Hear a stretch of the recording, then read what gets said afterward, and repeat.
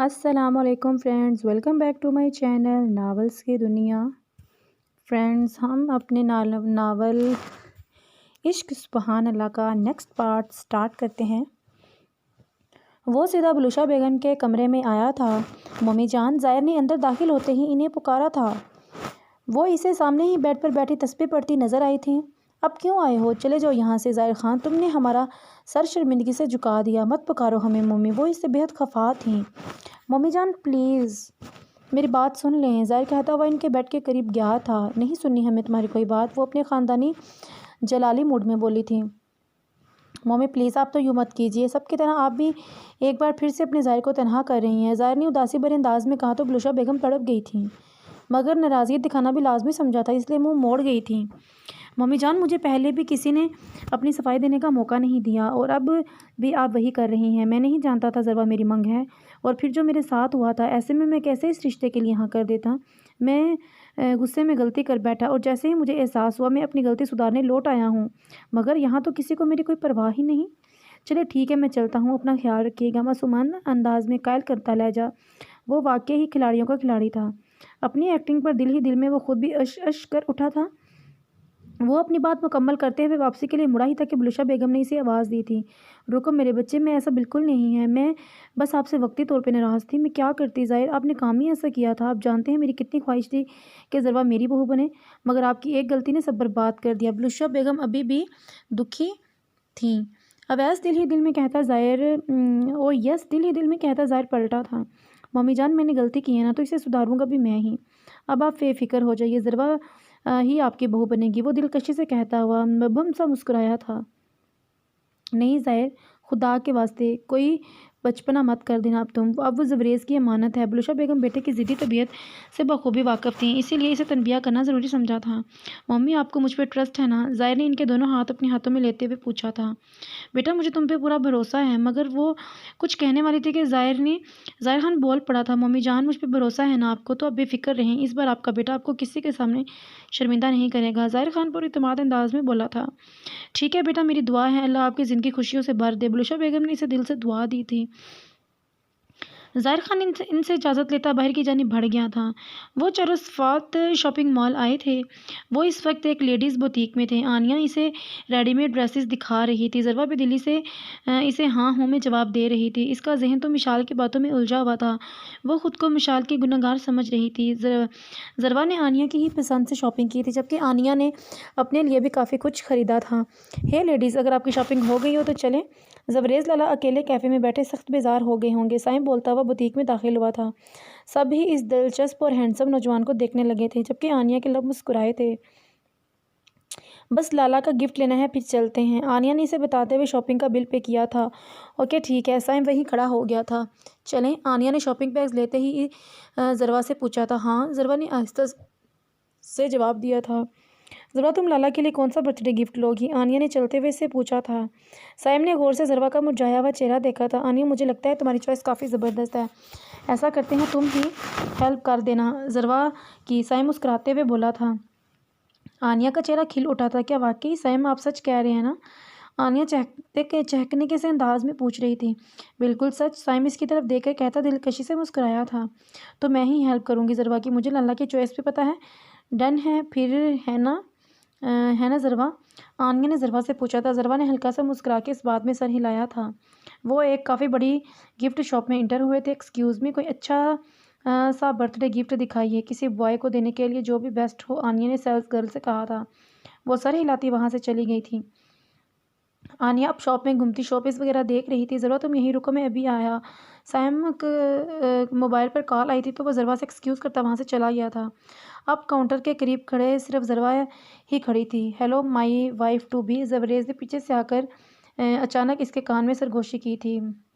ضربہ ڈر کے پیچھے مڑی تھی۔ آپ نے تو مجھے ڈرا ہی دیا تھا، ضربہ بنا اس کی جانب دیکھے آہستہ سے بولی تھی۔ سچ میں؟ او مائی گاڈ، تمہارا دل تو بالکل چڑیا جتنا ہے۔ زبریز اس کی بات سن کے ہنسا تھا۔ آپ کا تو نہیں ہے نا، آپ اپنے کام سے کام رکھے۔ ضربہ نہ جانے کیوں تب سی گئی تھی اور وہاں سے جانے کو مڑی تھی۔ اپنا کام ہی تو کر رہا ہوں یار، زبریز بولتا ہوا اس کے سامنے آیا تھا۔ ضربہ نے اسے تیکھی نظروں سے گھورا تھا۔ اسی وقت نہ جانے کیا ہونا ہوا تھا، وہ تیزی سے دوڑنے کے سے انداز میں شاپ سے نکلی تھی۔ زبریز حیران سا اس کے پیچھے گیا تھا۔ ضربہ اب روڈ کی طرف بھاگی تھی۔ ضربہ کو زبریز چلاتا ششدر سا اس کے پیچھے دوڑا تھا۔ سامنے ہی ایک 5 سے 6 سالہ بچی روڈ کے بیچوں بیچ کھڑی رو رہی تھی، جبکہ ایک ٹرک تیزی سے اس کی جانب بڑھ رہا تھا۔ دیکھتے ہی دیکھتے اس نے اس بچی کو ٹرک کے نیچے آنے سے بچانے کے لیے اپنی جان خطرے میں ڈال دی تھی۔ ضربہ اسے گود میں اٹھا کر واپسی کا ارادہ رکھتی تھی، مگر وقت کی کمی کے باعث یہ ناممکن تھا۔ اس سے پہلے کہ ضربہ اس بچی سمیت ٹرک کا نشانہ بنتی، ایک مہربان شخص اپنی جان کی پرواہ کیے بنا اسے موت کے منہ سے باہر نکال لایا تھا۔ ٹرک تیزی سے گزر چکا تھا۔ روڈ کے ایک سائیڈ ضربہ اس بچی سمیت زمین پر بے سود پڑی تھی، جبکہ ظاہر خان بھی اسے کچھ فاصلے پر ہی گرا ہوا تھا۔ ضربہ نے گلاس وال سے شاید اس بچی کو دیکھ لیا تھا جب بھی وہ باہر کی طرف دوڑی تھی، جبکہ یہ سب اتنی جلدی میں ہوا تھا کہ زبریز جہاں کا تہاں کھڑا رہ گیا تھا۔ وہ ضربہ کو بے گرتے دیکھ ایک دم ہوش میں آیا تھا اور دوڑتا ہوا ضربہ کے قریب پہنچا تھا۔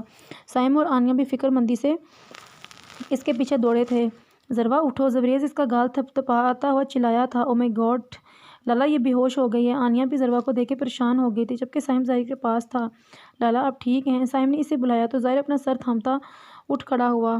یس I am all right but what's about Zarbah? Zahir نے فکر مندی سے پوچھا تھا۔ سائم بنا جواب دیے ایک طرف بڑھا تھا۔ ظاہر بھی اس کے پیچھے گیا تھا۔ آپ سب کا بہت شکریہ بھائی، آپ نے میری بچی کی جان بچا لی۔ اسی وقت ایک لیڈی بھیڑ کو چیرتی وہاں اندر آئی تھی۔ آپ کو اندازہ بھی ہے آپ کی ذرا سی غلطی کی وجہ سے میری فیونسی کس حال میں ہے؟ ہاں، زبریز غصے سے دھڑا تھا۔ لالا پلیز کام ڈاؤن۔ آنیا نے اس کے شانے پہ ہاتھ رکھا تھا۔ آپ اپنی بیٹی کو یہاں سے لے جائیے پلیز۔ سائم وہاں آتے ہوئے اس لیڈی سے نرمی سے کہا تھا، اور پھر سے ان کی مشکور ہوتی وہاں سے چلی گئی تھی۔ زبریز تمہاری وجہ سے اگر میری ضربہ کو کچھ ہوا تو میں تمہیں جان سے مار دوں گا۔ تم نے ظاہر غیظ و غضب سے بھرا زبریز کے سامنے آیا تھا اور جسٹ شٹ اپ ظاہر، شی از مائن، زبریز چلایا تھا۔ لالا پلیز آپ دونوں بعد میں لڑ لینا، ابھی ضربہ کو ہاسپٹل لے جانا بہت ضروری ہے۔ سیم چڑ کے بولا تھا۔ ہاں پلیز لالا، یہ ٹھیک کہہ رہے ہیں۔ آنیا نے بھی اس کی تائید کی تھی۔ ظاہر بنا کسی کی مزید کچھ کہنے کا موقع دیے ضربہ کو باہوں میں بھر کے اٹھاتا گاڑی کی جانب دوڑا تھا۔ زبریز وقت کے تقاضے کو سمجھتے ہوئے غصہ ضبط کر گیا تھا اور اپنی گاڑی میں سائم اور آنیا کے ساتھ اس کے پیچھے ہاسپٹل کے لیے نکلا تھا۔ ضربہ جو کہ خوف سے بے ہوش ہو گئی تھی، کچھ ہی دیر میں ہوش میں آ گئی تھی۔ اسے صرف پیشانی پر ہلکی سی چوٹ آئی تھی۔ لیڈی ڈاکٹر نے اس کا چیک اپ اور بینڈیج کرنے کے بعد گھر جانے کا کہہ دیا تھا۔ آنیا، زبریز اور سائم ضربہ کے ساتھ ہی خان پیلس گئے تھے، جبکہ ظاہر کا رخ اب پولیس اسٹیشن کی طرف تھا، جہاں اسے ایک بہت ضروری کام سر انجام دینا تھا۔ انہیں ساتھ آتے دیکھ بلوشا بیگم مسکراتے ہوئے ان کی جانب آئی تھی، مگر ضربہ کے سر پر بندھی پٹی دیکھ کر ان کا دل دہل سا گیا تھا۔ اسے کیا ہے سائم، زدہ لگ گئی ہے کیا؟ لیکن یہ ہوا کیسے؟ یا اللہ، میری بچی کو کس کی نظر لگ گئی ہے؟ وہ فکر مندی سے ضربہ کے قریب گئی تھی۔ سائم کے بولنے سے پہلے ہی ضربہ کو صوفے پر بٹھاتا ہوا زبریز بول پڑا تھا۔ ممانی جان، کوئی پریشانی کی بات نہیں، بس مال میں سیڑھیوں سے اترتے ہوئے اس کا پاؤں سلپ ہو گیا تھا تو معمولی سی خراش ہے۔ ہم ڈاکٹر کو چیک اپ کروا آئے ہیں، پلیز آپ ٹینشن مت لیں۔ ضربہ ٹھیک ہے، زبریز نے اصلی بات گول کر دی تھی۔ وہ انہیں پریشان نہیں کرنا چاہتا تھا۔ پھر بھی ہمیں کال تو کرنی چاہیے تھی بچوں۔ لاؤنج میں آتے مراد خان بولے تھے۔ شور سن کر نگین بیگم بھی آ گئی تھی۔ میں ٹھیک ہوں چھوٹے پاپا جانی، کب کی خاموش بیٹھی ضربہ بولی تو انہیں کچھ تسلی ہوئی تھی۔ یہ تو اللہ پاک کا کرم ہو گیا بھابھی جان، ہماری بچی ٹھیک ہے، چوٹیں زیادہ گہری نہیں ہیں۔ مراد خان نے ضربہ کے سر پہ ہاتھ رکھتے ہوئے تشکر بھرے انداز میں کہا تو سبھی مسکرا کر اس بات میں سر ہلایا تھا۔ وہ سب ہی اب ساتھ تھے۔ ضربہ گم سی بیٹھی تھی۔ آنیا ضربہ کو اس کے روم میں لے گئی تھی۔ اسے کھانا اور ٹیبلٹس بھی آنیا نے ہی دی تھی۔ اس کے بعد تقریباً رات 10 بجے آنیا اور زبریز گھر روانہ ہوئے تھے۔ کہاں ہے وہ ایڈیٹ؟ ظاہر نے پولیس اسٹیشن میں داخل ہوتے سامنے بیٹھے شخص سے غصے سے پوچھا تھا۔ وہ شخص اس کے انداز میں مبہم سا مسکرایا تھا۔ مسٹر اے ایس پی، آپ کو شاید سنائی نہیں دیتا، مگر میں اس وقت بہت غصے میں ہوں، لہٰذا جو آپ سے پوچھ رہا ہوں اس کا جواب دیں، ورنہ مجھے بالکل برا نہیں لگے گا اپنی باکسنگ اسکلز آپ پر ٹرائی کرنے میں۔ ظاہر اے ایس پی کی ذو معنی مسکراہٹ سے چڑ گیا تھا، اسی لیے کافی تپے ہوئے انداز میں بولا تھا۔ تو مسٹر خان، اتنی بے قراری، واہ واہ واہ، کیا بات ہے! اے ایس پی نے بھی اسے تپانے میں کوئی کسر نہ چھوڑی تھی۔ دیکھو تم، ظاہر نے بولتے ہوئے سیدھے ہاتھ کا مکہ بنایا تھا۔ ہے یو پولیس والے کو دھمکی دے رہے ہو؟ وہ بھی اپنے نام کا ایک ہی شاہد تھا۔ میں اور بھی بہت کچھ کر سکتا ہوں، مگر فی الحال میں کافی تحمل سے تم سے پوچھ رہا ہوں، لہٰذا میں نے جو کام دیا ہے وہ ہوا یا نہیں، صرف اتنا بتا دو۔ وہ اب کے ظاہر اسے گھورتا ہوا بولا تھا۔ اسی وقت اس اے ایس پی کا موبائل وائبریٹ ہوا تو اس نے ظاہر کو مزید تنگ کرنے کا ارادہ ملتوی کیا تھا۔ ریلیکس یار، کام ہو گیا ہے تمہارا، وہ لاک اپ میں بند ہے، یہ لو کیز، اپنے مجرم کا فیصلہ تم خود کر لو۔ سامنے سے لفٹ میں جو تیسرا لاک اپ ہے بس وہی ہے، میں چلا اپنی جج کا فیصلہ سننے۔ وہ کیس اس کی جانب اچھالتا ہوا شرارتی انداز میں بولا تھا۔ اس کی بات پر زائر نے اس کی طرف دیکھا تھا۔ پورے رومیو بن گئے ہو تم، ویسے خیر تمہارا یہاں ٹرانسفر ہونے کا کچھ تو فائدہ ہوا؟ زائر مسکرا کر کہتا، کیس کی طرف اشارہ کرتے ہوئے اس کے بتانے پر لیفٹ سائڈ بنے لاک اپ کی جانب بڑھ گیا تھا۔ کمینہ سالہ گھنا، اوپر سے اسٹون مین بنتا ہے، اندر سے مجنوں ہے پورا۔ اس کے جانے کے بعد ASP نے مسکرا کر سوچا تھا اور موبائل اٹھا کر کسی کو کال ملانے لگا تھا۔ ذروہ کافی دیر سے ایک ہی پوزیشن میں بیٹھی تھی۔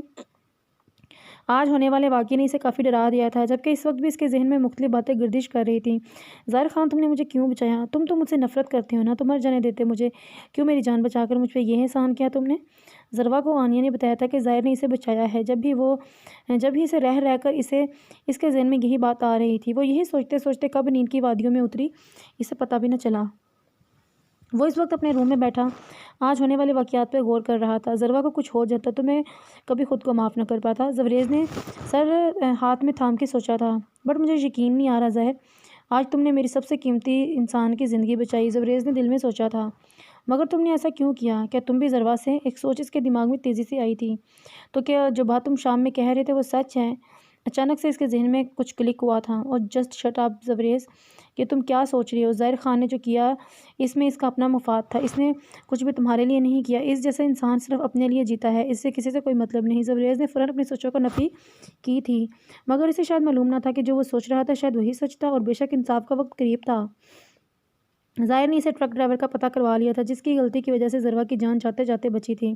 وہ نشہ کر کے ڈرائیو کر رہا تھا، اسی لیے وہ سب ہوا تھا۔ اب وہ لاک اپ میں موجود تھا، جہاں وہ ٹرک ڈرائیور نشے کی سی حالت میں کرسی پر بیٹھا جھوم رہا تھا۔ زائر اینس کے سامنے جا کے رکا تھا۔ اس ڈرائیور نے سر اٹھا کر اسے دیکھا تھا۔ نام کیا ہے تمہارا؟ زائر نے غضبناک لہجے میں پوچھا تھا۔ کیوں بے چھوکرے، تو بھی پولیس والا ہے کیا؟ ڈرائیور نے الٹا اسے سوال کیا تھا۔ تمہیں سب پتہ چل جائے گا کچھ ہی دیر میں، زائر کہتا ہوا اب جیل کا جائزہ لینے لگا تھا۔ ویسے سوچ رہا ہوں اگر تمہیں مار کر یہیں دفنا دوں تو کسی کو پتہ بھی نہیں چلے گا۔ زائر کی سنجیدہ مگر روبدار آواز لاک اپ میں گونجی تھی۔ ڈرائیور اس کی بات سن کے ذرا گھبرایا تھا۔ کون ہو تم؟ اس نے ڈرتے ہوئے پوچھا تھا۔ زائر خان، یعنی تیری موت، زائر نے کہتے ہوئے اس پر مکوں اور لاتوں کی برسات کر دی تھی۔ اب وہ جنونی انداز میں اسے بے تحاشا مار رہا تھا، مگر اس کے اشتعال میں کوئی کمی نہ آ رہی تھی، جبکہ ڈرائیور اس مضبوط جسامت والے باڈی بلڈر کی مار کی تاب نہ لاتے ہوئے اس کے آگے بے بس پڑا تھا۔ زائر کے دماغ میں صرف ایک بات گھوم رہی تھی، اگر اس شخص کی وجہ سے ذروہ خان کو تکلیف پہنچی ہے، یہ سوچ کر اسے طیش دلانے کو کافی تھی۔ اس نے بالآخر غصے میں ایک کک سے ڈرائیور کو رسید کی تو وہ ایک جانب لڑک سا گیا تھا۔ میرا قصور کیا ہے؟ وہ اب زمین پر پڑا ادموا ہکلاتے ہوئے پوچھ رہا تھا۔ نشے میں دھت ہونے کی وجہ سے جس لڑکی کو تم نے آج کچل جانے والے، وہ میری زندگی ہے، اور تم نے زائر خان کی زندگی کو نقصان پہنچانے کی غلطی کی ہے۔ زائر بولا تو اس کا لہجہ بے لچک تھا، جبکہ اس کے چہرے پر چٹانوں سی سختی تھی، مگر انجانے میں ہی اس کے منہ سے جو الفاظ ادا ہوئے تھے وہ شاید زندہ حقیقت بن کے اس کے سامنے آنے والے تھے۔ اس وقت اسے اس کے ہی لفظوں میں الجھانے والا تھا، مگر وہ اس بات سے بے خبر تھا۔ مجھے پتہ نہیں تھا، معاف کر دو صاحب، غلطی ہوگی۔ وہ ڈرائیور اب زائر کے پاؤں پکڑے خوش آمدید لہجے میں بول رہا تھا۔ فی الحال بخش رہا ہوں تمہیں، لیکن آج کے بعد ڈرائیونگ کرتے وقت ہزار بار سوچنا، کہیں تمہاری وجہ سے کسی معصوم کو ذرا سی خراش بھی آئی نا تو تمہارا وہ حال کروں گا تم خود اپنی شکل پہچاننے سے انکار کر دو گے۔ زائر دھاڑا تھا۔ کچھ لمحوں بعد وہ اسے پاؤں سے ایک ٹھوکر لگاتا بے چہرے پر بے تحاشا غصہ لیے لاک اپ سے نکلا تھا۔ وہ گہری نیند میں تھی۔ اچانک اس کی آنکھ کھلی تو اسے شدید پیاس کی محسوس ہوئی تھی۔ ذروہ اپنے سنہری بالوں کو سمیٹتی بیڈ سے اٹھ کھڑی ہوئی تھی۔ اس نے پانی پینے کے لیے سائڈ ٹیبل سے جگ اور گلاس اٹھایا تھا، مگر جگ خالی تھا۔ کچن سے لے آتی ہوں، ذروہ سوچ کر پلٹی تھی۔ اسی وقت اس کے کمرے کے پردوں کے بیچ کوئی سایہ سا لہرایا تھا۔ خوف کی ایک لہر اس کے دل و دماغ میں سرایت کر گئی تھی۔ اس نے بے ساختہ قدم پیچھے لیے تھے۔ کون ہے وہاں؟ اس نے تمام ترہمتیں مجتمع کرتے ہوئے پوچھا تھا۔ اسی وقت وہ بلیک جینز پر بلیک ہی ہوزی پہنے ایک شان سے چلتا اس کے عین سامنے آ کے رکا تھا۔ آپ رات کے اس پہر اپنے روم میں دیکھ کر مارے خوف کے ذروہ کے چہرے سے ہوائیاں اڑی تھیں۔ کیوں؟ تم کسی اور کے آنے کی توقع کر رہی تھی یا مجھے دیکھ کر ڈر گئی تھی؟ وہ سنجیدہ مگر کاردار لہجے میں طنزیہ انداز میں سوال کرتا پل بھر میں خوف زدہ کر گیا۔ نہیں، آپ کیوں آئے ہیں؟ پلیز جائیے یہاں سے، وہ ڈرتے ڈرتے بولی تھی۔ اسی وقت زائر چلتا ہوا مزید اس کے قریب آیا تھا۔ ذروہ جو کہ بیڈ کے قریب کھڑی تھی، حواس پہ سختہ پیچھے ہٹی تھی کہ بیڈ سے ٹکرائی تھی اور نتیجتاً وہ بیڈ پہ گری تھی۔ ذروہ کی ہیزل گرین آنکھوں میں خوف کی پرچھائی تھی۔ زائر نے دلچسپی سے اس کی اڑی ہوئی رنگت اور سہما سہما سا روپ دیکھا تھا۔ نگاہ ناز کی معصومیت، ارے توبہ! نگاہ ناز کی معصومیت، ارے توبہ، جو ہم دل نہ ہارتے تو اور کیا کرتے۔ وہ اس وقت بیبی پنک کلر کی ہاف سلیو شرٹ اور بیبی پنک کلر کے ہی ٹراؤزر میں مبلوس تھی، جو کہ اس کے نازک سراپے پر جچ رہا تھا، جبکہ اس کے سنہری بال اس کی پشت پر بکھرے ہوئے تھے۔ وہ اس ڈریسنگ میں غضب ڈھا رہی تھی۔ آپ یہاں کیا کرنے آئے ہیں؟ پلیز یہاں سے جائیے۔ ضروا نے بیڈ پر سے اٹھنے کی کوشش کرتے ہوئے بمشکل اپنے لفظ دہرائے تھے۔ ظاہر کو اس وقت اپنے روم میں دیکھ کر اس کا دل مارے خوف کے بند ہونے کو تھا، جبکہ ظاہر نے جیسے کچھ سنا ہی نہ ہو۔ اس کی نظریں تو ضروا کے نازک اور دلکش سراپے سے الجھ سی گئی تھیں۔ ضروا کو ایک دم سے اپنی ڈریسنگ کا خیال آیا۔ ظاہر کے سامنے ایسے حلیے میں اس کی نظریں مارے شرم کے جھک سی گئی تھیں۔ ظاہر بے خود سا اسے دیکھ رہا تھا، جبکہ ضروا تو ظاہر کی طرف دیکھنے سے بھی گریز پا تھی۔ اسی وقت وہ بیڈ پر گری ضروا پر جھکا تھا۔ اس کی نیلی سمندر سی آنکھوں میں کچھ اور ہی رنگ تھے، جس سے وہ خوف بھی بے خبر تھا۔ ظاہر پلیز مجھ سے دور رہیں۔ ضروا نے روحانسی ہوتے ہوئے اسے خود سے ہٹانا چاہا تھا۔ شش۔ ظاہر نے اس کے لب پر شہادت کی انگلی رکھ کر اسے خاموش کروایا تھا۔ خبردار، ایک لفظ بھی نہیں بولو گی آج تم، ورنہ انجام کی ذمہ دار تم خود ہوگی۔ وہ غصے سے بھرپور لہجے میں دھونسکے سے انداز میں بولا تھا۔ ضروا کی بولتی بند ہوئی تھی، جبکہ اس کا رواں دواں ظاہر کے پر حدت لمس سے دہک رہا تھا۔ رات کا وقت اور کمرے کا خوابناک ماحول ظاہر کو کوئی شوق سی جسارت کرنے پر اکسا رہے تھے۔ وہ اپنے ان احساسات کو خود بھی سمجھنے سے قاصر تھا۔ ظاہر اب ساری سوچیں ایک طرف رکھتا اس کے سلکی بالوں کے لیٹے چھیڑ رہا تھا۔ ذرا اعضاء کی پلکیں جھکی ہوئی تھیں۔ شرم کے مارے اس نے کچھ بولا بھی نہیں جا رہا تھا۔ اس کی اس قدر قربت پر ضروا کی حالت خراب ہو جا رہی تھی، جبکہ دودھیا رنگت گلابی ہو رہی تھی، ہونٹ لرز رہے تھے۔ اس کا دل بہت تیز دھڑک رہا تھا، گویا پسلیاں توڑ کر باہر آ جائے گا۔ ظاہر محبوب سا اس کی اٹھتی گرتی پلکوں کی چلمن کو دیکھ رہا تھا۔ انجام کی پرواہ تو عشق کرنا چھوڑ دو، عشق میں ضد ہے اور ضد میں جان بھی چلی جاتی ہے۔ ظاہر، ضروا نے کہتے ہوئے اس کے مضبوط سینے پر دونوں ہاتھ رکھتے ہوئے اسے پیچھے دھکیلنے کی اپنی کوشش کی تھی۔ ایک سحر تھا جو ٹوٹا تھا۔ ظاہر ایک دم ہوش میں آیا تھا اور فوراً پیچھے ہٹا تھا۔ اس نے پاس رکھا بلینکٹ ضروا کی طرف اچھالا تھا، جسے فوراً سے ضروا نے خود پہ لپیٹا تھا۔ What's the wrong with you ظاہر خان، یہ تم کیا کر رہے تھے؟ ظاہر نے دل ہی دل میں خود کو ملامت کیا تھا۔ مجھے اس لڑکی سے صرف نفرت ہے اور کچھ نہیں۔ اس نے جیسے خود کو یقین دلایا تھا۔ اسی وقت وہ عجیب سی کیفیت کا شکار ہو رہا تھا، جیسے وہ خود کو سمجھنے سے قاصر تھا۔ کچھ لمحے خاموشی کی نظر ہوئے۔ لسن، میں یہاں تم سے ایک بہت اہم بات کرنے آیا ہوں۔ وہ اب رخ موڑے کھڑا تھا، ازلی سرد انداز میں اسے مخاطب تھا۔ ضروا سانس روکے اسے سن رہی تھی۔ تمہیں کیا لگتا ہے تم زبریز سے شادی کرنے کے لیے ہاں کر کے اتنی جلدی مجھ سے جان چھڑا لو گی اور میں ہاتھ پہ ہاتھ دھرے بیٹھا رہوں گا؟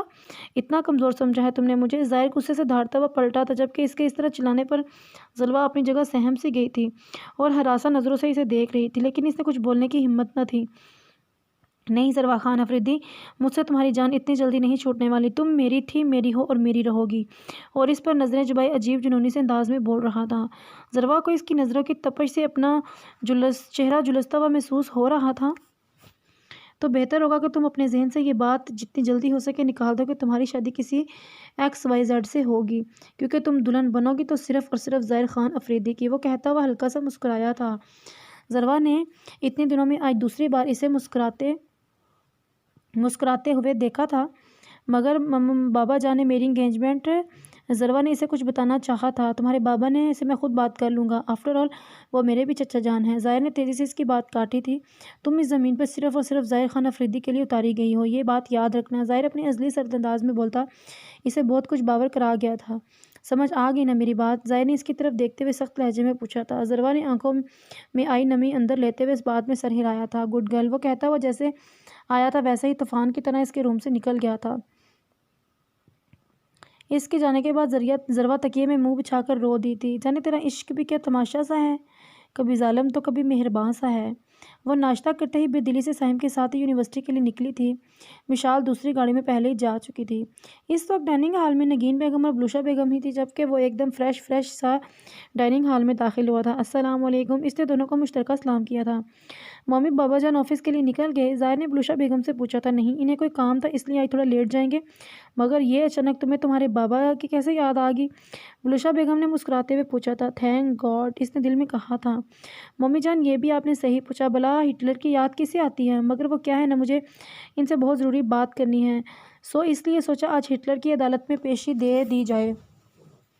سنجیدہ لہجے میں اطلاع دی گئی، مگر اس کی نیلی آنکھوں میں شرارت رقصاں تھی۔ بلوشا بیگم نے دل ہی دل میں ماشاء اللہ کہا تھا، جبکہ نگین ہنستی تھی۔ بدتمیزی نہیں ظاہر، بری بات بیٹا، اپنے بابا کے بارے میں ایسا نہیں کہتے۔ بلوشا بیگم نے اسے جھڑکا تھا۔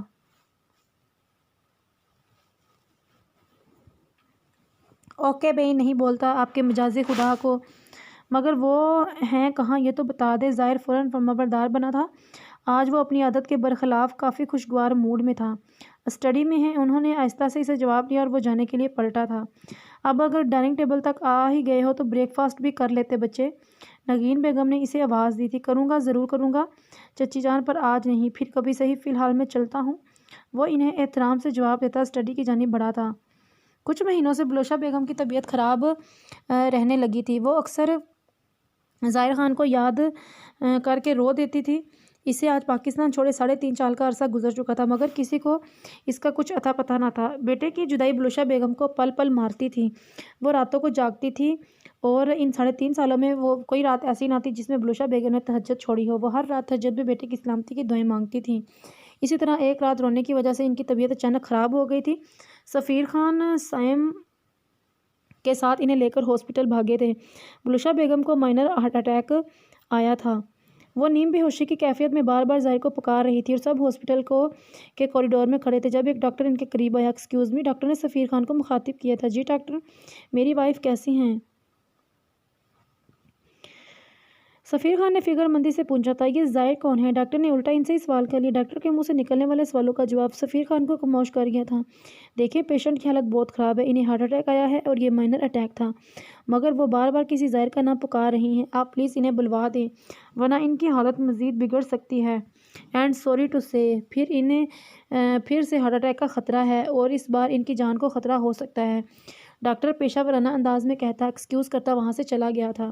ڈاکٹر کے جاتے ہی سفیر خان پیچھے بینچ پر ڈھہ سے گئے تھے۔ سیم فرن کے پاس آیا، جبکہ ہاسپٹل کی راہداری میں داخل ہوتی سماہر بیگم کے قدم تھم سے گئے تھے۔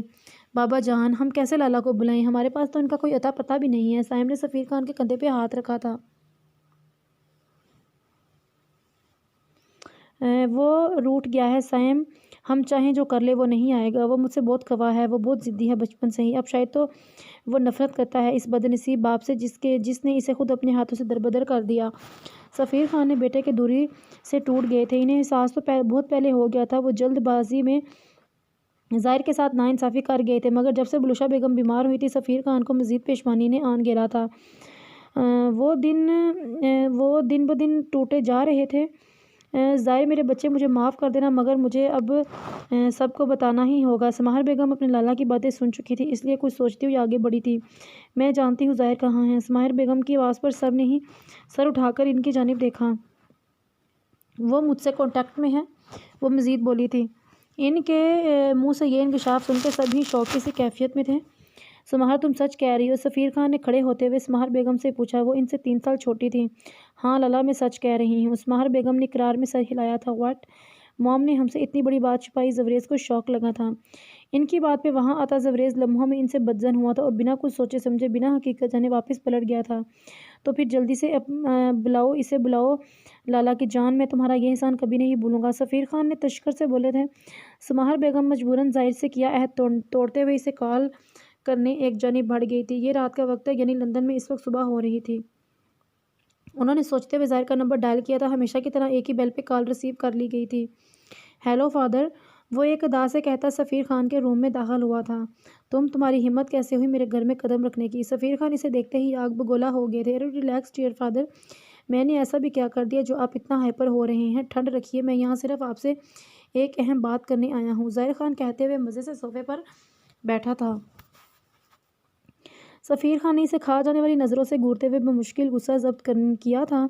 میں تمہاری کسی بھی بکواس کو سننے میں کوئی دلچسپی نہیں، اس لیے بہتر ہوگا تم فوراً یہاں سے چلے جاؤ۔ وہ رائٹنگ ٹیبل سے اٹھتے ہوئے بے حد غصے سے بولے تھے۔ دفعہ ہو جاؤ تم میری نظروں کے سامنے سے بغیرت، تم کبھی انسان نہیں بن سکتے۔ میری ہی غلطی جو میں نے یہ سوچا کہ تم سدھر گئے ہو۔ سفیر خان کافی غصے میں بول رہے تھے۔ ظاہر سر ہلاتے ہوئے ان کی بات کافی غور سے سن رہا تھا، جیسے سب سمجھ ہی لے گا، اوہو ڈونٹ وری، چلا جاتا ہوں، بٹ میری بات یاد رکھیے گا، ذروہ میری منگ ہے۔ اگر آپ نے اس کی شادی اس ایڈیٹ زوریز سے کرنے کی کوشش کی تو میں سب کے سامنے اسے بڑی محفل میں ہاتھ پکڑ کے لے جاؤں گا اور سب کے سامنے اس پر حق ہونے کا دعویٰ کروں گا۔ پھر آپ کچھ نہیں کر سکیں گے، کیونکہ آپ بھول گئے ہوں گے شاید، مجھے اپنی روایات یاد ہیں۔ ہمارے یہاں منگ کو نکاح کی اہمیت دی جاتی ہے، اسی لیے آپ سب کو میری بات ماننی ہوگی، اور میں ہرگز بھی بغیرت نہیں ہوں کہ اپنی منگ کو کسی ارے گرے کا ہونے دوں گا، اس لیے آپ کو پہلے سے خبردار کر رہا ہوں، کچھ بھی کرنے سے پہلے میری بات یاد رکھیے گا، کیونکہ آپ جانتے ہیں ظاہر خان افریدی جو کہتا ہے وہی کرتا ہے۔ ان کی طرف دیکھتے ہوئے سخت مگر باادب لہجے میں کہتا وہ انہیں مزید غصہ دلا گیا تھا۔ منگ، یہ تمہیں اب یاد ہے؟ پہلے کیا سو رہے تھے تم؟ فی الحال یہاں سے اپنی منحوس شکل گم کرو، ورنہ ایسا نہ ہو میں کچھ الٹا سیدھا کر گزروں۔ سفیر خان اس کی جانب دیکھتے ہوئے چلا کر بولے تھے، اتنا غصہ صحت کے لیے اچھا نہیں ہوتا بابا جانی۔ صائم نے آپ کو نہیں بتایا کیا؟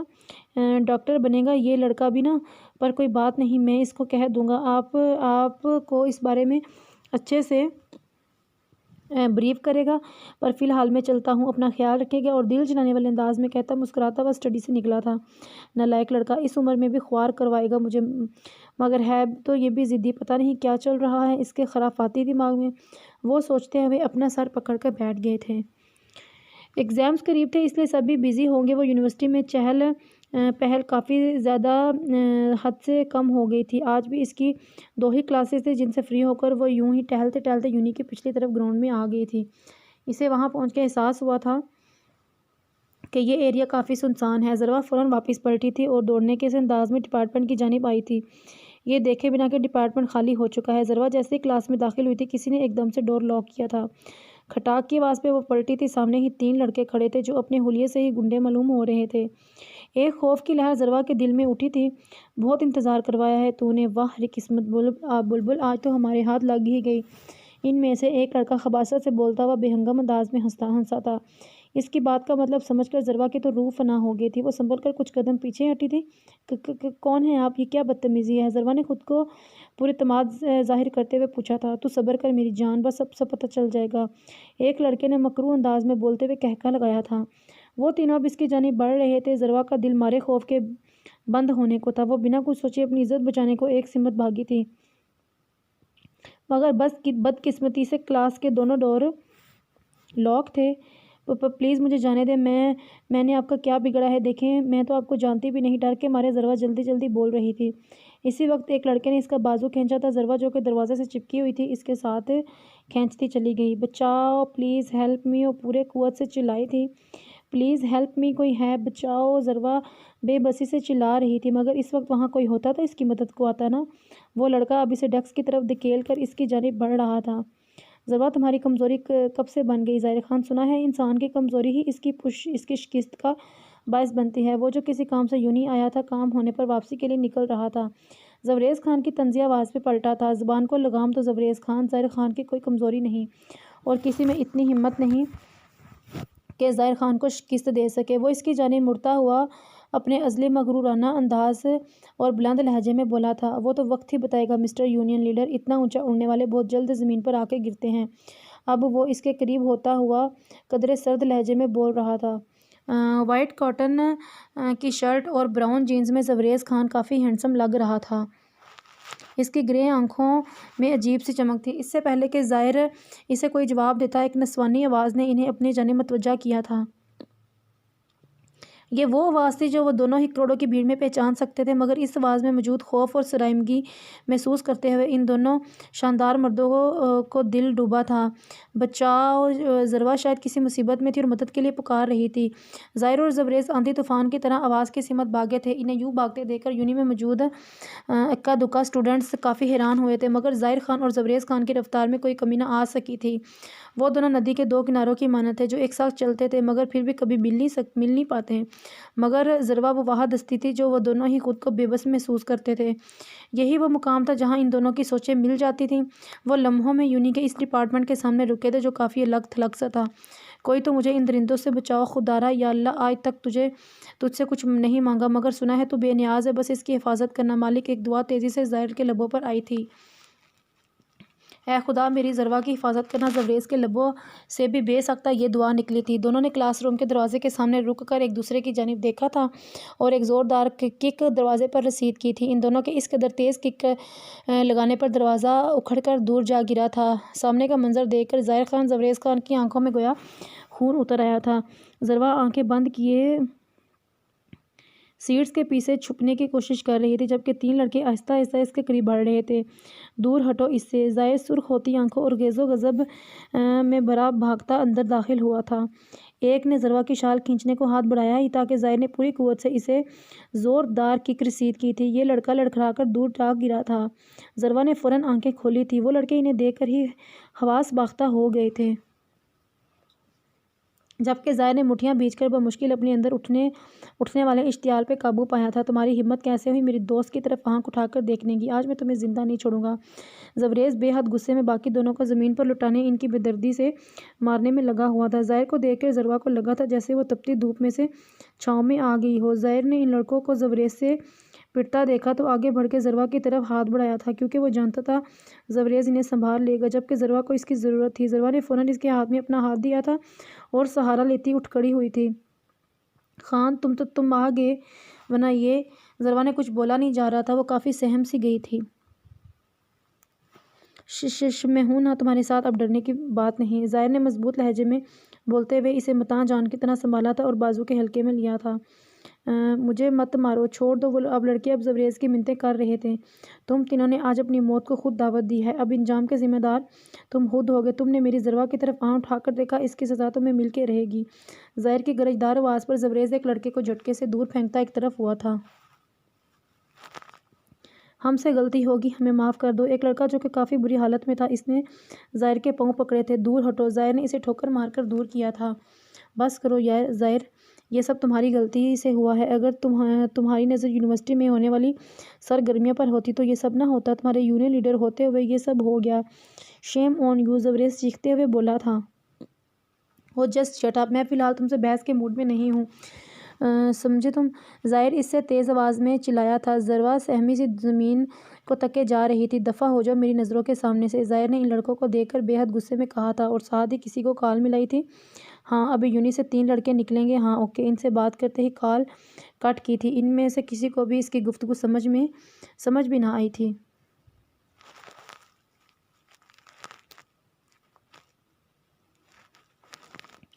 شور کی وجہ سے ڈپارٹمنٹ کے باہر اسٹوڈنٹس کا کافی رش سا لگ گیا تھا۔ تم انتہائی غیر ذمہ دار اور پراؤڈ انسان ہو ظاہر خان، جو کسی کو اپنے برابر نہیں سمجھتا لیکن جو خود بھی کسی قابل نہیں، جو اپنی ذمہ داری نبھا سکتا، جو یونین لیڈر بننے کے بالکل لائق نہیں۔ زبریز بے حد نفرت سے بولا تھا۔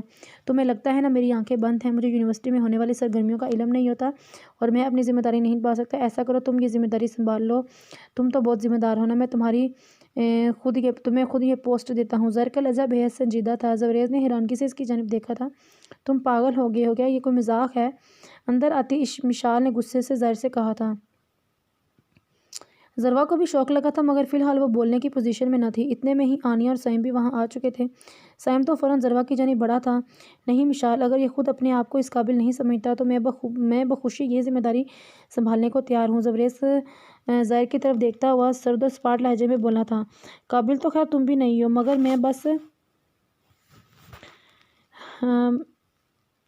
میں بس تمہاری غلط فہمی دور کرنا چاہتا ہوں کیونکہ آج جو ہوا اس میں میرا کوئی قصور نہیں۔ یہ سب صرف اتفاق تھا یا کسی کی سوچی سمجھی سازش، لیکن پھر بھی تمہیں لگتا ہے یہ سب میری غیر ذمہ داری کی وجہ سے ہوا ہے تو آج یونین لیڈر کی اس سیٹ سے پیچھے ہٹتا ہوں اور تمہیں اپنی جگہ دیتا ہوں۔ وہ بند آواز بول رہا تھا۔ ہر طرف سناٹا چھا گیا تھا۔ سب دم سادی سے سن رہے تھے۔ یہ سب کیا ہو رہا ہے لالا؟ پلیز آپ لوگ چپ ہو جائیں، دیکھیں ذروہ کتنا ڈر گئی ہے۔ سائم نے انہیں خاموش کروانا چاہا تھا۔ ہاں ظاہر لالا پلیز، ایسا کچھ نہیں ہے، جو جگہ آپ کی ہے وہ آپ کی ہی رہے گی۔ غصے میں کوئی بھی جلد بازی والا فیصلہ مت لیں۔ آنیہ ظاہر کی طرف آتی ہوئی بولی تھی۔ نہیں آنیہ، خان ایک دفعہ زبان دیتا ہے اور جو دے چکا ہے بس، اب اور کوئی بحث نہیں۔ ظاہر بنا اس کی جانب دیکھے بولا تھا۔ بولو Zabrez Khan, are you ready for it? Zahir نے زبریز سے سوال کیا تھا۔ جب تم خود کہہ رہے ہو I don't mind dear cousin, بس آئی ایم ریڈی۔ زبریز مسکراتا ہوا بولا تھا۔ مگر اس کے لیے تمہیں ایک چھوٹا سا امتحان، تمہیں بہت شوق ہے نا میرا مقابلہ کرنے کا، تو میں خود تمہیں یہ موقع دیتا ہوں۔ ذرا ٹھہر کر اپنے ازلی مغرورانہ انداز میں بول رہا تھا۔ زبریز نے سوالیہ نظروں سے اس کی جانب دیکھا تھا۔ اگر تم آج رات 9 بجے یونی کے قریب جو گراؤنڈ ہے وہاں مجھے باکسنگ میں ہرا دو تو میں خود اپنی سیٹ تمہیں دے دوں گا، ظاہر زبریز کی طرف دیکھتا ہوا پرسکون انداز میں بولا تھا، جبکہ ظاہر کی بات سن کے ہر طرف ہلچل سی مچ گئی تھی۔ پلیز آپ لوگ اپنی یہ لڑائی ختم کر دیں، لڑا بہت کچھ برباد ہو چکا ہے آپ دونوں کی اس جنگ میں، اب مزید کچھ غلط مت کریں، مجھ میں آپ دونوں کو ایک دوسرے کے مقابل لڑتا دیکھنے کی ہمت نہیں۔ آنیہ بولتی بولتی رو رہی تھی۔ Shut up Aniya, don't behave like a child, Zabrez نے اسے ڈانٹا تو آنیہ چپ کر گئی تھی، جبکہ سائم نے اسے اب خاموش رہنے کا اشارہ کیا تھا کیونکہ وہ جانتا تھا ان دونوں کو کوئی نہیں روک سکتا، اس لیے یہ کوشش بھی بیکار تھی۔ اوکے دین ڈن، آج رات 9 بجے میں تم سے جیت کر تمہارا یہ غرور ضرور توڑوں گا، زبریز ظاہر کی طرف دیکھ کر بولتا، دل جلانے والی مسکراہٹ چہرے پر سجائے وہاں سے نکل گیا تھا۔ زبریز رکیں، صرف مشعل اس کے پیچھے بھاگی تھی، جبکہ آنیہ ضربہ کو سہارا دیتی ایک سائڈ بٹھا چکی تھی۔ تم لوگ ضربہ کو لے کر گھر جاؤ، مجھے کچھ کام ہے، میں بعد میں آؤں گا، اور سائم گھر میں کچھ مت بتانا، سب پریشان ہوں گے۔ ظاہر سائم کو ہدایت دے کر گلاسز آنکھوں پر چڑھاتا ہوا وہاں سے نکل گیا تھا۔ 4 سال پہلے بھی ایک مقابلہ ہوا تھا جس میں وہ دونوں ایک دوسرے کے ساتھ تھے، اب پھر سے ایک مقابلہ ہونے والا ہے، یعنی ایک اور جنگ کا آغاز ہونے کو ہے جس میں وہ ایک دوسرے کے آمنے سامنے تو تھے مگر ساتھ نہیں۔ وہ دونوں ہی باکسنگ کے ماہر تھے، جیت کس کا مقدر بننے والی تھی یہ تو آنے والا وقت ہی بتانے والا تھا، لیکن اس مقابلے کے بعد یقیناً بہت کچھ بدل جانے والا تھا۔ قسمت پاسا پھینک چکی تھی اور اب صرف چال چلنے کی دیر تھی۔